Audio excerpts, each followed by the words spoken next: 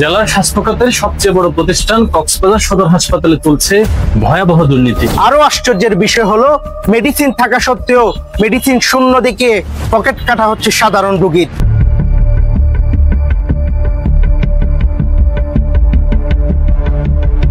এমন খবরে অনুসন্ধানে নামে টিম টেলিগ্রাম। আমরা সদর হাসপাতালের ওষুধের নথিপত্র ঘেঁটে যা দেখলাম তা বেশ ভয়ঙ্কর।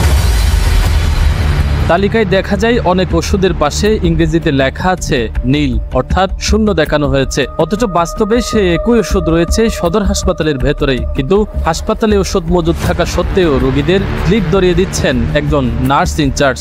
কয় টাকা নিছে এটা?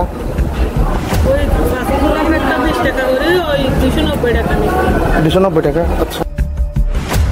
যেদিন রোগীদের ওষুধ নাই বলে ফার্মেসি থেকে ওষুধ কিনতে পাঠানো হচ্ছে, সেদিনই কৌশলে আমরা একই ধরনের কিছু সরকারি সিল লাগানো ওষুধ সংগ্রহ করি এবং জানতে পারি প্রতিদিন এভাবে ওষুধ থাকা সত্ত্বেও রোগীদের না দিয়ে জমা রেখে দেয় এই চক্র। এবার আমরা মুখোমুখি হই ওই ওয়ার্ডের ইনচার্জ অমিতানাথের সঙ্গে। তিনি তো কোনো অভিযোগ স্বীকার করলেন না, বরং হুমকি দিলেন সংবাদ প্রচার করলে আত্মহত্যা করবেন তিনি। একবার ভিডিও পাবলিশ হয়ে গেলে যে বলার জন্য আমি একটা খারাপ হয়ে যাবো যে অমুক নার্সে এই কাজ করছে, মানুষ কখনো একটা নেবেই না।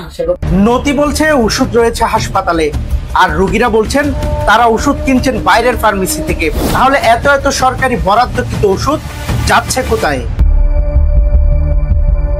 আমরা খবর পাই প্রতি রবি ও সোমবার সদর হাসপাতালের সরকারি ওষুধ কিনে নেয় সদর হাসপাতালের সামনে মেসার্স সুমতি ফার্মেসি নামে এক স্থানীয় ফার্মেসি। এবার আমরা অনুসরণ করি হাসপাতালে এক কর্মচারীকে। টেলিগ্রামে ক্যামেরায় ধরা পড়ে সেই কর্মচারী সরকারি সিল লাগানো ওষুধ সরাসরি বিক্রি করে দিচ্ছে সেই ফার্মেসিতে।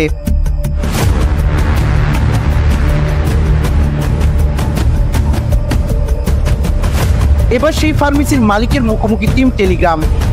সরকারি ওষুধ যারা কিনেছে বা কিনছে কিনা এটা আমার জানা নেই, কিন্তু সরকারি হাসপাতাল থেকে যারা ওষুধ দেয় এগুলো আমরা এখানে বুঝাই দিই যে এ ধরনের কোনো কাজ আমরা জড়িত না।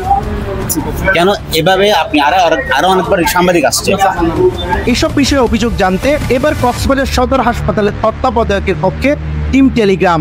সংশ্লিষ্ট যারা ওষুধ চুরি করে, তারপরে আপনার যে ডাক্তারের স্বাক্ষর জাল করে, যে ওষুধগুলো নিয়ে যে বিভিন্ন জায়গায় বিক্রি করে, এই অভিযোগগুলো আমরা যেগুলো পেয়েছি এবং তারা র্যাব হাতে ধরতে পারে, তারা তাদেরকে জেল হাজত দেখেছে এবং তাদের বিভিন্ন মেয়াদে সাজা দিয়েছে। অনেক ক্ষেত্রে আমাদের কিন্তু কিছু কিছু আইটেম শর্ট পড়ে যায়। আমরা গণমাধ্যম কর্মী হিসেবে আমাদের দায়িত্ব পালন করেছি। সদর হাসপাতালে এই অন্ধকার সিন্ডিকেটের সত্য তুলে ধরেছি। এটা শুধু ওষুধ নয়, বরং মানুষের জীবন নিয়ে খেলা। এখন সিন্ডিকেট ভাঙা না গেলে সরকারি স্বাস্থ্য ব্যবস্থা থাকবে শুধু কাগজে কলমে। মুক্তাদিল জয়, টেলিগ্রাম নিউজ।